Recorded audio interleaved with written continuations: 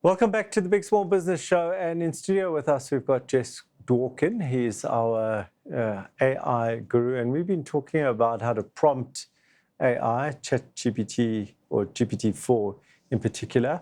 And now we're talking about the difference between ChatGPT and GPT-4. What is the difference? Okay, so to start off, GPT-4 is a paid service. There are some avenues you can find online to use GPT-4 for free, like Bing, for example.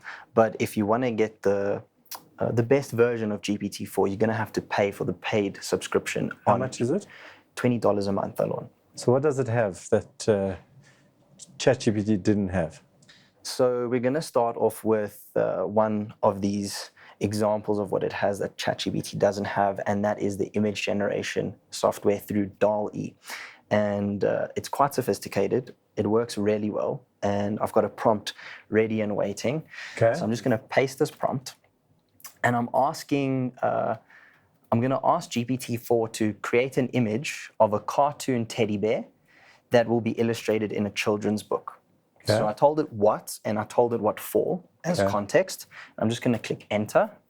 Okay, and here's the result it gave us of this cute little teddy bear. And it doesn't just stop there. We can imagine really anything, provided that it's within the policies of ChatGPT or OpenAI. If I had to ask it to produce an image of Batman, it'll come back to me and say, it can't because that is a copyrighted character and it can't produce images of any copyrighted characters.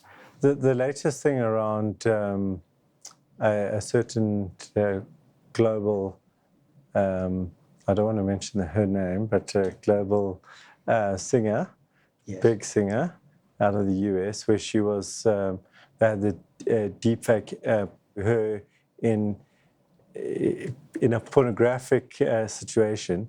How did that happen if it prevents you from doing that? So there's many other models that can produce images, not just DALL-E. There's Midjourney, which is a very famous one. I've spoken before about it on the show. And that is another closed source solution, but there are open source solutions like Stable Diffusion. And people have made versions of these open source image generation models for nefarious use cases.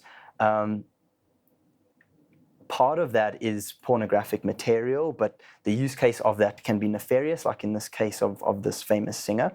And I think it's important to note that any images that you're putting out there on your social media can be taken, contorted, and produced to defame you. So one thing is you got to be careful what you put online, of course. Another thing is there's AI detectors, not just for text, but for images as well, that can be used to combat this scenario. Of course, damage control is gonna need to happen in these cases. So that whole thing, about virus protection, now we're going to have a sort of a new class of with AI protection. Yes, of course. Yeah, that's going to come through. But this picture you're showing on the teddy bear, is that mine now? Can I use that? Who owns that picture? In South Africa, there's no, I should say, legislation usually comes after the fact. Yeah. So there's currently no legislature to say whether that image belongs to you or whether it belongs to OpenAI. Yeah. No definitive thing to say that. So I could use that in an advert? Yes, you could. I could. You potentially could. Depends, maybe someone will come after you from OpenAI to say that's not actually yours, but I doubt it.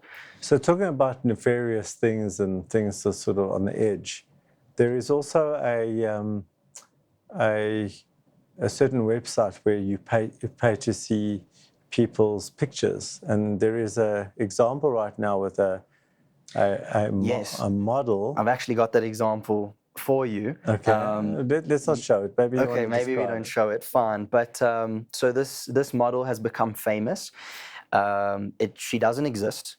It's an AI generated person who's a woman, but not a biological female, should I say? And